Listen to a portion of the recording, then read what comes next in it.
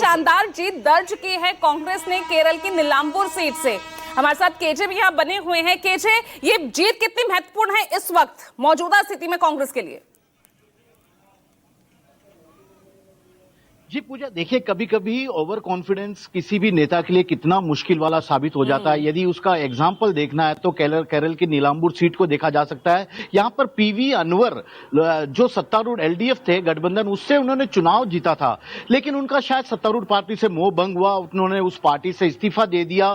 तृणमूल कांग्रेस, जिसका केरल में कोई अस्तित्व ही नहीं है, उस पार्टी में वे शामिल हो गए थे और उन्होंने कोशिश की थी कि यहाँ पर एक बार फिर से धमाकेदार अपनी सीट से जीत दर्ज कर दें, लेकिन इस बार उन्हें जबरदस्त हार का सामना करना पड़ा। और जहां तक कांग्रेस की यानी कि यूडीएफ गठबंधन की बात है, साल 2016 के बाद पहली बार यूडीएफ ने केरल की नीलांबूर सीट पर जीत हासिल की है। यह जीत इसलिए भी मायने रखती है कि प्रियंका गांधी की जो वायनाड लोकसभा सीट है, उसी के अंदर ये नीलांबूर सीट भी आती है। तो ऐसे में कांग्रेस के नेताओं के लिए, कार्यकर्ताओं के लिए ये शायद डबल खुशी का माहौल है। प्रियंका गांधी को एक तरह से रिटर्न गिफ्ट उन्होंने यहां पर दिया है कि प्रियंका गांधी आप तो जीत ही गई वायनाड से, और अब लीजिए हमने आपको विधानसभा की एक और उपचुनाव की सीट जीतकर दे दी है।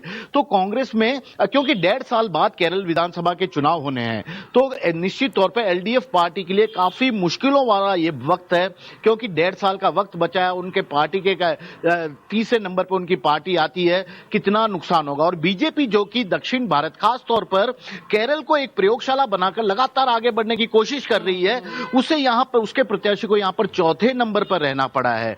यानी कि कुल मिलाकर यदि इस चुनाव को देखा जाए तो ओवर कॉन्फिडेंस एक सत्तारूढ़ पार्टी के यानी कि सत्तारूढ़ सरकार के विधायक के लिए भारी पड़ा, क्योंकि उन्होंने इस्तीफा दे दिया था, नई पार्टी ज्वाइन की, नई पार्टी ने भी उन्हें टिकट नहीं दिया और निर्दलीय वे चुनाव लड़े और इस चुनाव में उन्हें हार मिली। और कांग्रेस ने साल 2016 के बाद यानी कि प्रियंका गांधी के वायनाड चुनाव जीतने के बाद वे यहां पर एक धमाकेदार जीत दर्ज की है। और जो सत्तारूढ़ पार्टी है उसकी चिंता इस बात को लेकर है कि 1.5 साल बाद चुनाव होने हैं और इस तरह से विधानसभा के चुनाव के नतीजे आए हैं, जो कि उसे काफी कुछ सोचने पर मजबूर कर रही है। बिल्कुल, काफी कुछ सोचने पर यहां मजबूर कर रही है, क्योंकि इस बार जो उपचुनाव के नतीजे आए हैं वो वाकई बेहद चौंकाने वाले यहां जरूर दिखते जा रहे हैं।